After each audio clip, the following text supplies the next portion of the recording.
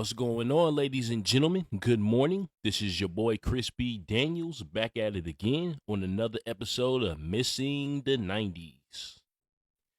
So, who's excited for this Mortal Kombat Legacy Collection coming out? From what I understand and from what I read, it's going to have just about every variation of MK1, 2, 3, Ultimate 3, and 4 on it. I could be wrong, but I had read that somewhere. But I think I might copy it when it comes out just because of the online feature. I'm most excited about that because the arcade one-up machine I have, the Mortal Kombat machine I got, it doesn't have that feature. Now, I do know that they had released one with that feature, over time, but I had already had this one by that point. So, I was a little disappointed about that because I really, really do want to play those games online.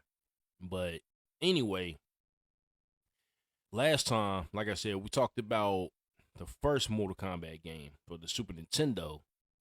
This time, we're going to be talking about Mortal Kombat 2. So, as y'all remember, when the first game came out for both consoles, it came out for the Game Boy and Game Gear, but I'm just referring to the Genesis and the Super Nintendo versions. Everybody was excited about both of these versions, right? So when the Genesis kids got the game home, I'm pretty sure everybody probably popped it in and went straight towards the game without the blood code at first. But then, when they discovered it, they started playing the game again. The game was 10 times better, because the Sega version without the blood code is just lost cause, to be honest with you. And I've seen it, I've played it without the blood code. Now, as for us Super Nintendo kids, when we got the game home, we were very disappointed. There was no blood code. Hell, it was just sweat. And I found that kind of odd. I'm like, damn, who sweats that much? You know what I'm saying? But anyway, Nintendo, they had to see that this was a problem. But, Mortal Kombat itself was the reason for the ESRB. So I felt like when it came to the first game, Nintendo definitely dodged the bullet, even though they still took some of the blame, or they were given some of the blame as far as, violent video games and all that, because it was down to this, Lethal Enforcers, and what was the other game? This, Lethal Enforcers, and what's the name of the damn game? Night Trap. Damn, I can't believe I forgot the name. It's a classic game. But anyway, when Mortal Kombat 2 dropped on the Super Nintendo, Nintendo, they knew they had the advantage as far as, graphically, sound wise, and all of that. So they knew if they released this game for the Super Nintendo, just like they released the first one, without blood, it was gonna be a non-seller, and they would have lost that one too. But I guess they wised up and decided to go ahead and throw the blood in there without the blood code. And that was the best decision that I felt like they made when it came to this particular game. So the first time we played the Super Nintendo version, we rented it from Blockbuster. I can't remember the exact year. I know it came out in 94 on consoles. But the first time we played it, it was awesome. It had to been like maybe 95, first time we played it, on the home console. But the gameplay is what I want to start off by talking about. So, comparing this one to Mortal Kombat 1, the gameplay, the controls were a little tighter. Everything was more responsive. Unlike the first game where it took a few seconds before the controls reacted. You know what I mean? Responded. And it made the game pretty. This game was hard, don't get me wrong, but when you first start off in one player mode or whatever, the game was pretty easy. I would say the first 5 characters. But it's like when you got up to Shang Tsung though, I swear to God, because Shang Tsung was always the last character before the two bosses. And I swear to God, man, the computer cheats. They cheat. So when Shang Tsung gets you in the corner, it's like the computer knows what you're about to do before you do it. Because the problem that I had every single time when I jumped up in the air, you will always, do that jump kick. You couldn't avoid it. I swear, I promise you. And that shit, I know that pissed off a lot of people because Mortal Kombat 2 was like one of the only Mortal Kombat games that I know of that the computer was doing that shit in. You know what I mean? But overall, the gameplay was so much better. Now, the fatalities was a different beat. Were a different beast. You know what I'm saying? The first game only had one fatality per character.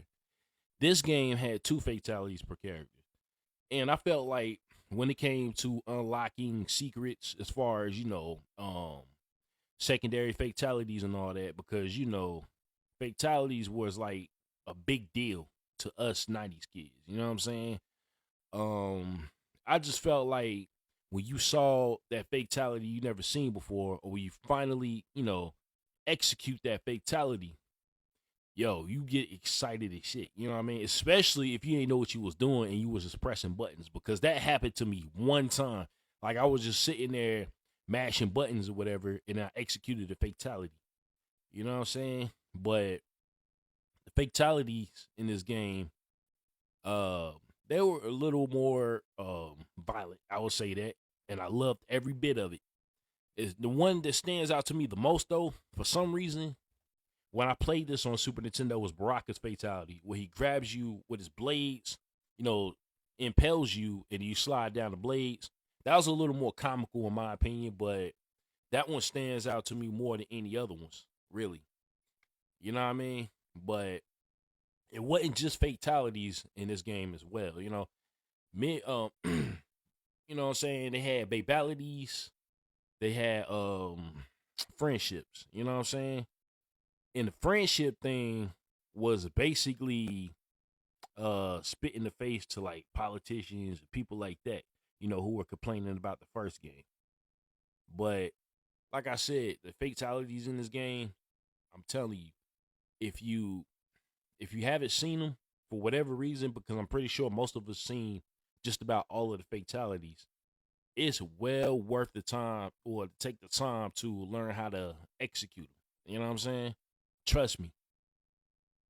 The characters. So mind you, the first game only had 7 characters to choose from. This one had 12. So my thing is, as far as the roster, out of the first 3 games, not Ultimate 3, but just the original 3, 2 had the best roster. Because I remember one of the first characters I've seen anybody play with was Katana. And she was a simple character to use. You know what I'm saying? To throw her fans is forward, Y, and B on the Super Nintendo. Not hard at all. But yeah, the character roster, you know what I'm saying, in this game was fantastic, man. Liu Kang, you know what I'm saying? Like, even though, Liu Kang was played to death in the original and by me, you know what I'm saying? Because Liu Kang was like one of my favorite characters in the original series. In this game, I had used him as well, because Liu Kang is a pretty tricky character when it comes to the computer.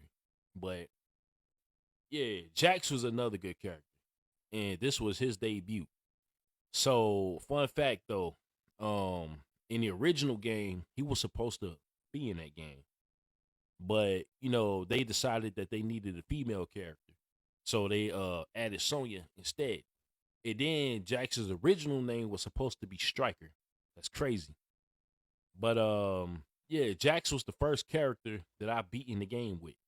I couldn't believe it myself because, like I said, the Super Nintendo version of Mortal Kombat 2, well, the arcade version as well, but the Super Nintendo version, I swear to God, is the hardest out of the 3 games, yo. I promise you. And it's not really just Shao Kahn. It's also freaking Kentaro. You know what I'm saying? he's a tricky son of a bitch, man. I promise. But yeah, the characters in this game, every single last one of them were memorable. Um, the difficulty, I just really, mentioned it as far as it being the hardest out of the three games. So it's not really just, the computer.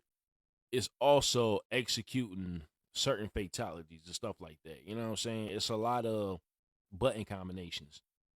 But what I really want to mention as far as the difficulty in this version is the three hidden characters.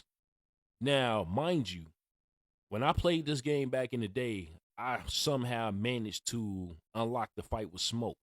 I mean, it's real easy, but it's rare that Dan Forden will pop up in the corner in this version, in the Super Nintendo game. You know what I'm saying? But I managed to pull it off one day. So I was using Shang Tsung, and I was fighting Smoke, and I beat him because I kept throwing the skulls at him. You know what I'm saying? I kept, yeah, man, I ain't even gonna lie, I was spamming the shit out that move.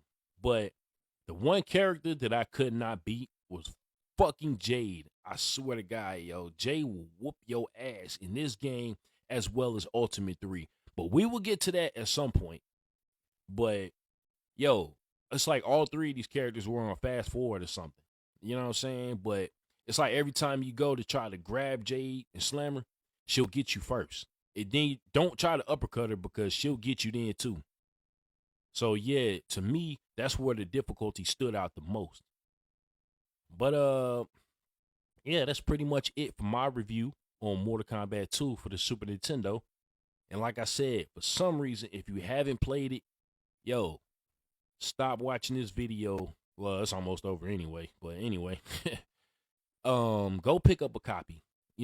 See if you can find one of Lukey games. It's not really that expensive nowadays, but yeah, see if you can find a copy because that's a really, really common game. You could possibly find that game in just about any retro shop that sells SNES games.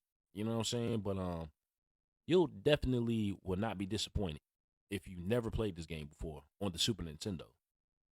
But yep, that's it for me here on another episode of Missing the 90s. And I hope y'all enjoyed. And if you're watching this on YouTube, give me a like, comment, and subscribe. I would greatly appreciate that. And y'all folks have a wonderful day. I will talk to y'all later. Peace.